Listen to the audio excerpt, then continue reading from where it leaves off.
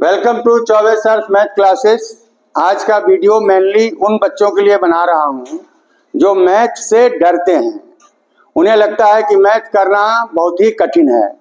जिन भी बच्चों को मैथ कठिन लगता है, मैं अपने अनुभव के आधार पर कह सकता हूँ कि उनको 20 तक का टेबल याद नहीं है, 30 तक स्क्वायर याद नहीं है कम से कम, और 20 तक का क्यूब से याद नहीं है।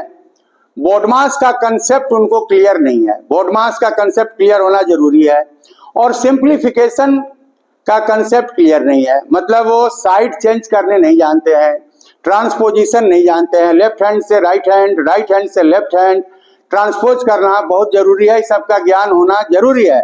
अगर आपको इस सब चीजों का ज्ञान नहीं है, जैसे कि टेबल का, स्क्वायर्स का, क्यूब्स का, बोडमास का, साइड चेंज करने का, तो ही मैथमेटिक्स आपको कठिन लगेगा। तो मैं उन सभी बच्चों से रिक्वेस्ट करना चाहता हूं कि जिनको भी मैथ कठिन लगता है, सबसे पहले वो 20 तक का टेबल याद कर लें, 30 तक का कम से कम स्क्वायर याद कर लें, 20 तक का कम से कम क्यूब्स याद कर लें, बोडमास का कंसेप्ट क्लियर कर लें, और सिंप्लीफिकेशन और साइड चेंज करना क्लियर कर लें। तो कम से कम 9th तक के बच्चों के लिए, मेनली ये 9th तक के बच्चों के लिए रामबाण है। वो कभी भी नहीं कहेंगे कि मैथ उन्हें कठिन लग रहा है। एक बार फिर से देखिए, memorising tables up to 20, squares up to 30 and cubes up to 20, concept of BODMAS, concept of simplification, improves the speed with accuracy of your mental calculation. Mental calculation means दिमाग में ही सवाल सॉल्व कर लेना। अगर आप ये सब चीज कर लेते हैं तो आप मैक्सिमम सवाल दिमाग में ही कर सकते हैं।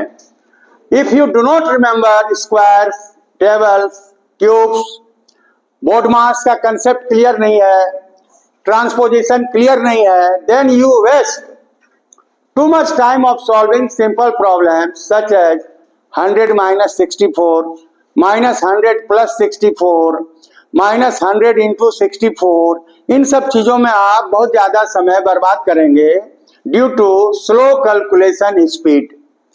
अगर आपको स्पीड कैलकुलेशन का इंप्रूव करना है तो टेबल पे, स्क्वायर पे, क्यूब पे, बोडमास पे और साइड चेंज पे स्पेशल ध्यान देना होगा। Even if you know all the answers, your slow calculation speed stops you from attempting all the questions. अगर आप सारे को एग्जाम में, कभी कभी ऐसा अक्सर होता होगा उन बच्चों के साथ कि उन्हें सारे क्वेश्चंस के आंसर मालूम है, लेकिन due to slow calculation speed बहुत सारे क्वेश्चन वो सॉल्व नहीं कर पाते हैं। तो स्लो कैलकुलेशन स्पीड को इंप्रूव करने के लिए विथ एक्यूरेसी, एक बार मैं अंत में फिर आपसे कह रहा हूं, रिक्वेस्ट कर रहा हूं उन बच्चों को जिन्हें मैथ कठिन लगता है कि 20 तक का स्क्वायर, 30 तक का स्क्वायर, 20 तक का टेबल, 20 तक का क्यूब और बोडमास और सिंप्लीफिकेशन का कंसेप्ट क्लियर कर लें, और टेबल, क्यूब्स और स्क्वायर याद कर लें। Thanks, all the best wishes.